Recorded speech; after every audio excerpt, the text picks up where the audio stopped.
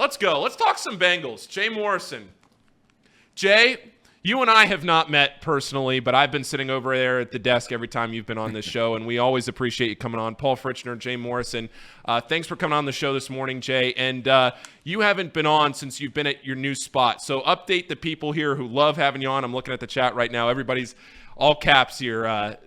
Excited that you're here on the show. So update the people on you. Congratulations on landing back on your feet here with the Bengals, and it's great to still have you around. Yeah, thanks, Paul. I'm at Pro Football Network now. You can read all of my stuff at profootballnetwork.com. Unlike my previous job, you don't have to subscribe. Everything is free. You will have to see some ads on the page. That's the trade-off. But you can also, you can follow me on Twitter at @ByJMorrison, or we have a Bengals Pro Football Network Facebook page. You can go on there and get all of the content curated right to you. And we have a newsletter that you can sign up for. So if you don't want to go to the trouble of logging into the website, you just get all of my stories sent to your email each morning. So lots of ways to follow along. I'm going to be posting a lot more stories at Pro Football Network than I did at The Athletic. It's going to be multiple shorter stories each day, as opposed to the longer deep dives every other day, every third day. So it's been a fun transition, and I'm really enjoying the new job, and I do appreciate you having me on. Absolutely. In audio form, I know you had done a podcast with Paul for a long time, and I know obviously things like that change as you get into your new spot. Are you going to be doing anything podcast-wise as this season goes on? Yeah, I haven't. I've had a lot of tweets about that. I've not responded to them yet. We are in the process right now of creating a podcast on Pro Football Network. Okay. It was supposed to launch this week. We pushed it back another week. So I should have some more details on that soon, I would think. Good. Great to hear it. All right, let's get into the Bengals. And let's kind of get your just overall thoughts before I ask you some of the nitty-gritty. Let's just get your overall thoughts here, since we haven't had you on in a while, and training camp's been going on now for a few days. And just get your overall thoughts on where the Bengals are, some of the things that have stuck out to you over the start of training camp. Yeah, I think what stuck out the most is the way the DBs have played. You know, there was all these questions about the two new safeties and how they were going to come together, with that chemistry and the clicking with Dax Hill, the first pick last year, and then Nick Scott, who they signed in free agency from the Rams. You add those guys to a mix of corners who are missing Chidobe Awuzie. He looks great, but they just haven't worked him back into team drills. So you've got Cam Taylor-Britt, Mike Hilton, and then that opens that what we thought was going to be that battle for the fourth cornerback job has really been a starting job so far in camp, and all of them. I mean, Allen George, the undrafted rookie from last year, has made plays. DJ Ivey from Miami, the 7th-round pick this year, has looked really good. And then you have Sidney Jones, who they signed in free agency. He's playing well. And then the rookie 2nd-round pick, DJ Turner, has flashed from practice one. So going to be a really, really deep secondary. Yes, youth, but speed all over the place, potential to make up for catch-up speed if there is a slight misstep or a missed assignment. So it's going to be fun to watch that group, and it has been fun to watch that group evolve.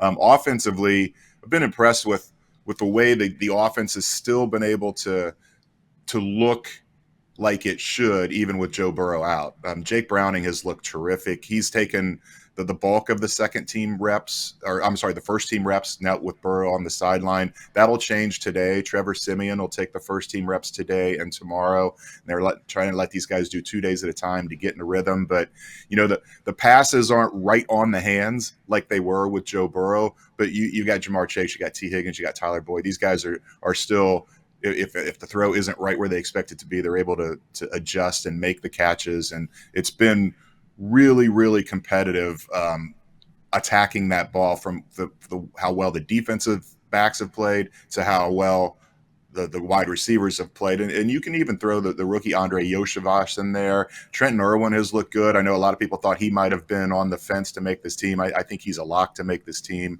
I don't know that he'll be the number 4 receiver. And then you got Charlie Jones, the 4th-round pick out of Purdue. So a lot of competition for that 4th wide receiver spot, 4th cornerback spot. So it's really no surprise those have been kind of the position groups that have stood out so far. You talk about Jake Browning, and it's funny. You always have to kind of take with a grain of salt what you see out of the highlights and everything from training camp. But it looks like I mean, giving these receivers an opportunity to get some reps in, he's been throwing some pretty good balls. You mentioned it there a second ago, but from what Jamar Chase and T. Higgins and these guys have been seeing and all we see here and working every day, we haven't had the opportunity to get down there. But out of the highlights that we've seen offensively, things have looked good, right?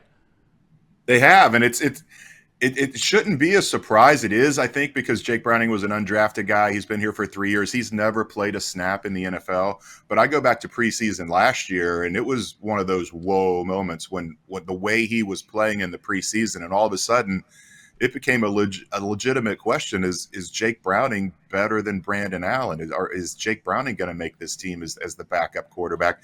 And they went with Browning, I think, because of the experience, the connection with Zach Taylor going back to their Rams days. But yeah, Jake Browning has looked terrific, and he's a guy. They talk about this last year. He would sit in on all the DB meetings. And he didn't have to do this, but he would sit in and he would help them. He'd be like, okay, this is what the offense is thinking here and here. And he really did everything he could as a practice squad guy to help those DBs along. And he's a guy, when Joe Burrow comes off the field, he goes to Jake Browning and he says, what did you see? And the receivers do the same thing. I mean, Jake Browning is going to be a coach in this league. He's just got one of those minds if he wants to be. I'm not destining him to be a coach. I know it's a hard job, but if he wants to, he's going to have it because he's just got that football knowledge and the talent, the physical skills have really kind of taken off, from this time last year when the preseason started. And I think everybody assumed Trevor Siemian was going to be the backup because he's got 30 games as a starter in this league. He was with Brian Callahan his rookie year in Denver. But right now, the leader in the clubhouse for me is it's not the clubhouse because they're not done. But the leader right now is Jake Browning to win that second quarterback spot. What are you expecting to see out of Trevor Siemian? What do you think the best case scenario is? You're talking about him getting the first team reps today and trying to work his way in here through with Joe Burrow not practicing right now with his injury. What do you want to see out of this, if anything? Yeah, just the throws right on the money. He throws such a pretty ball, and he's got all the physical tools. He's big. He looks like a quarterback, but he signed May 3rd, so they were already into OTA. So he's started a little behind anyhow, but catching up now with all these reps with Burrow out. But that's what you want to see is the not making the receivers reach back behind them and hitting the deeper balls down the field. It's been I don't know if I want to say surprising, but last year everything was underneath and the check downs and the shorter passes because defenses were taking away that deep ball. And you wonder this year if it kind of comes back the other way, and they've got Chase Brown and Joe Mixon, and they've got this downhill running game out of the shotgun. And if they can get that running game going and force those teams out of those too high shells, then they're going to have a shot for some deep balls. And even if they're in too high, when you've got Jamar Chase and you've got T. Higgins, guys that can go up and win 50-50 balls down the field, I do think we're going to see them take some deeper shots this year. So you want to see some accuracy on those as well in camp today and tomorrow from Trevor. All right, I'll ask the question that everybody that's listening to this wants to know. With Joe Burrow not being available right now, the seriousness of the injury doesn't seem like he's going to miss a game, but you just hope that this isn't one of those injuries that linger. I think the most frustrating thing probably, Jay, I don't know if you would agree with this, is just that he's missing another preseason. Is that your read on this situation? He's been around. We've seen reports that he's not walking with a scooter. He's not on crutches. He's not on any of that. He's walking around the locker room. They're just withholding him from practicing. What's your read on the whole Joe Burrow situation right now? Yeah, I think this is a better situation than the appendectomy last year. That was, a major not a major surgery, but a surgery. He lost a lot of weight. He had to get back into physical shape. He can lift with this. He's like you said, he's walking around fine. He knows the system inside and out. He's sitting in on every single meeting. He's in the locker room talking to the guys after practice. So I don't think it's going to be as big of a detriment as far as time missed. Now, it is a little bit with Irv Smith, the tight end. You wanted to see them kind of get that connection going in camp. So it hurts guys like that. Charlie Jones, Andre Yoshivash, the receivers, the rookie draft picks, they don't get that time on task to kind of build that chemistry and that rapport with Joe Burrow.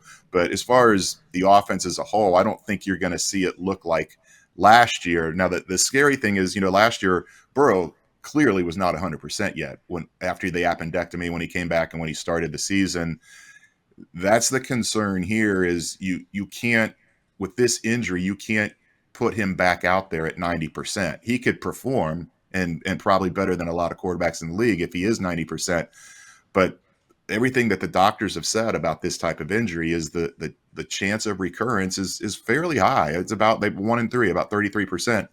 And so you have to make absolute certain that he is 100% and maybe a little beyond 100% to not take that chance on that injury recurring. Because if it does, you start back over with that several week timeline. If all that scar tissue and everything that's healed in the calf already is disrupted, then it's right back to square one. And then you're talking about maybe mid-season before he can get back. So they do need to take it slow. I know there's optimism he'll be ready for the opener, but it's one of those, nobody can put in exact times. You just have to wait and see how it heals. And then once the range of motion and everything that the doctors test out, once it looks like he's back to 100%, maybe wait a couple more days to just make absolute certain.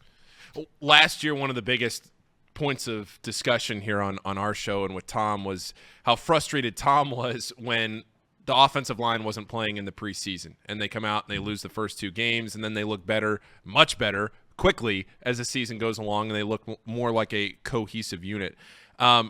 What is your take on players playing or not playing in the preseason games leading up to the start of the regular season? I know this team now is more familiar with each other maybe than they were last year, but you talk about the tight end room, you talk about some of the moving pieces in the secondary.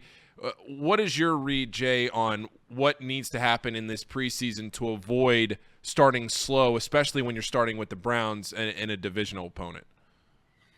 Yeah, I don't know. First of all, I don't know if there's value there. Like if Burrow's not going to be able to play, does it make sense to put the O-line out there, or vice versa? If the O-line wasn't fully healthy, would it make sense to put Burrow out there behind backups? You want that group, the whole cohesion out there. As far as shaking off rust and getting used to one another, I think that's overrated somewhat. Playing them in the preseason is more about just getting into that routine and getting out and hearing the crowd, and then getting out and running plays where you don't have the coaches right there on the field with you, and just that whole procedure of just kind of get a dress rehearsal, so to speak. It's not about taking the hits and the blocks, and it's sure not about a protection adjustments and picking up schemes and twists, because defenses don't do that in the preseason.